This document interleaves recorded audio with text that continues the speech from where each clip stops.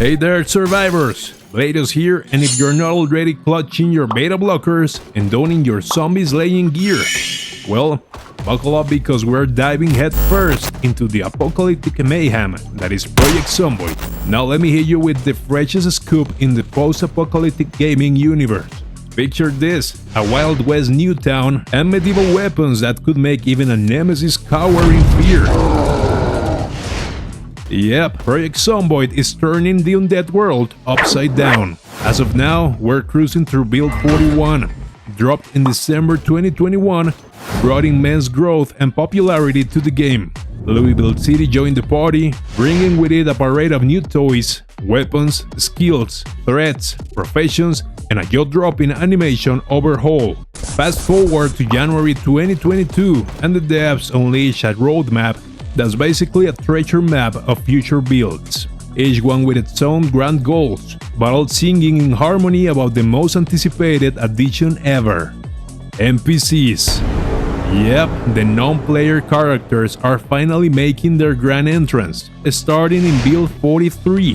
Hold on to your hats because Build 42 is in the horizon, and while it was initially supposed to be a crafting and balancing bonanza, the Thursday updates spilled the beans on a bunch of unexpected treats. We're talking about new features that'll have you shouting, "Take my money!" Shut up and take my money! So let's dissect all the juicy deeds and sprinkle a dash of speculation to keep the excitement rolling, shall we? Coming up at the very first, we have the highlight of the entire video, the long-awaited crafting updates. In our previous videos, we delved into various new professions set to be introduced into the game, such as brewer, stoneworking, and blacksmithing. However, this time, our sole focus will rest on the blacksmithing profession, as it is essentially completed for practical purposes. The blacksmithing profession boasts several materials, workstations, crafting recipes, and of course, a plethora of completed items and weapons. Crafted items in particular will have a more rugged feel when compared to the default in-game versions of those items. This is expected, given that blacksmithing is meant to convey a post-apocalyptic profession you adopt to create and supply items no longer produced by society.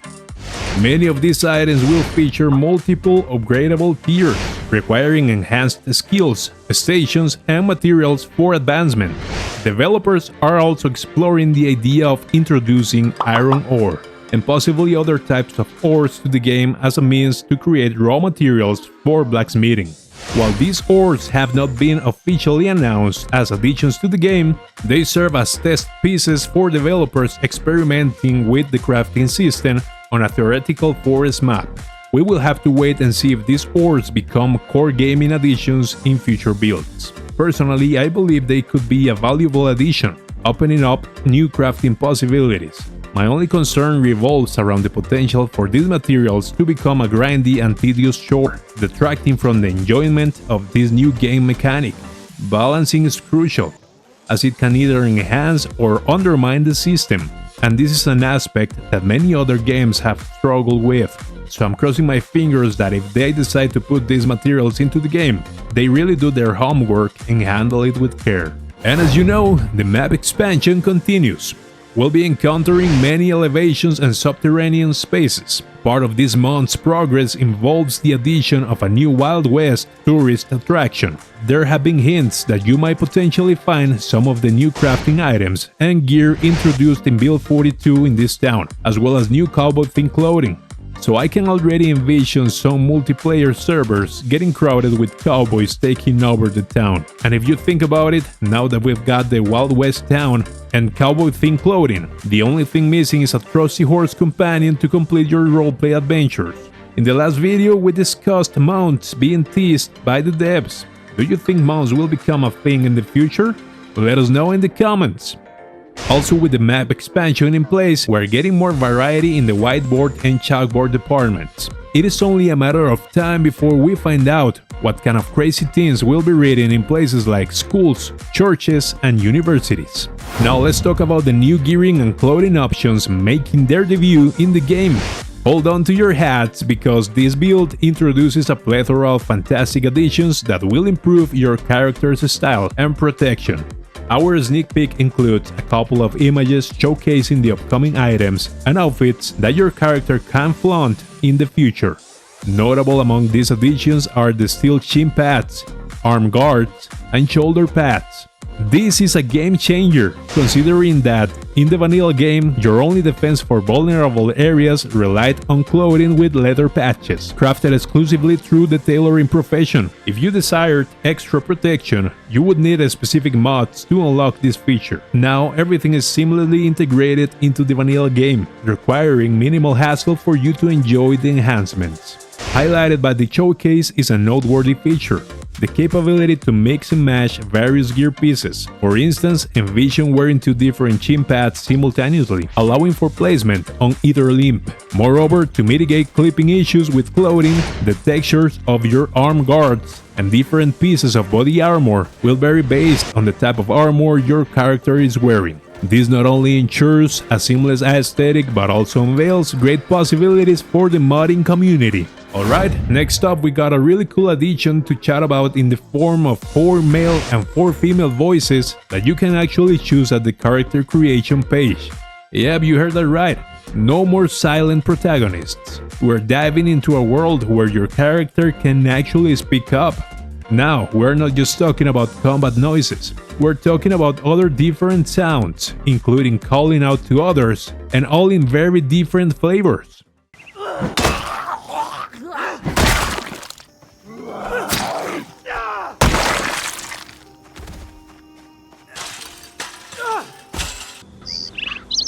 Hey! Hey! Hey!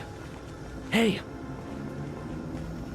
This is next level stuff, because let's face it, who wants a silent zombie slayer? These noises are like the missing piece of the puzzle, throwing you into the shoes of your survivors, letting you feel all the pain and effort as they duke it out for their lives. It is a total W for that immersive role-playing experience we've all been craving. And always in the topic of immersion, an exciting enhancement is on the horizon. The animated doors feature. No longer will doors abruptly flip open on their tile. Instead, they will smoothly transition, adding a realistic element to the game. Doors have been overlooked since 2011 and are now poised to introduce novel mechanics to the game, such as varied opening speeds, doors being slightly ajar, and even the potential for peeking. Let me know in the comments how do you anticipate these changes will impact the current gameplay. Another noteworthy addition to the game is the fluid transference mechanic. As demonstrated by the developers, this feature showcases the seamless transfer of hair dye between different containers, subsequently being utilized without a hitch. Confirmed elements of this system include bottles, cans, and buckets. There is a cool new feature in the sandbox settings that gives you even more control. Now you can decide if gas pumps are infinite, set the minimum and maximum stored gasoline, and tweak the chances of them spawning completely empty. And that's not all, they are throwing in fuel indicators so that you can see how much gas is in each pump. Plus they are making the fuel caps on car models more noticeable. And guess what? The much anticipated fuel side indicator icon on your car's dashboard is finally here. So say goodbye to wasting time trying to figure out where to stick the pump in your ride. And another great news on the technical front for the game, now you can enjoy it in a stunning 4K resolution. As highlighted in the video, they are fine-tuning numerous icons, windows, and menus to ensure that those with high-res screens have an even better gaming experience. And finally, we have exciting news on the animal front. Word has it that there are some new additions coming to join the already confirmed list. We were already on the loop about chickens, cows, sheep, pigs, and rats. But now raccoons and turkeys are hopping on board. That's quite an impressive lineup of critters making their way into the game. Here's the twist, these animals might not always be friendly. There's a chance they could get a little feisty and take a swipe at players. Don't worry though, they are tweaking the strength levels to make sure farm animals don't become a life-threatening issue in a world crawling with zombies. Before we call it a day, I want to extend a sincere thank you for all the incredible love and positivity you've showered on our channel. Your support truly makes our day. If you're up for adding a little extra magic to our journey, go ahead and smash that subscribe button. By joining our community, you're not just subscribing, you're becoming a vital part of the adventure, and we can't wait to share more awesome content with you. And there you have it, folks.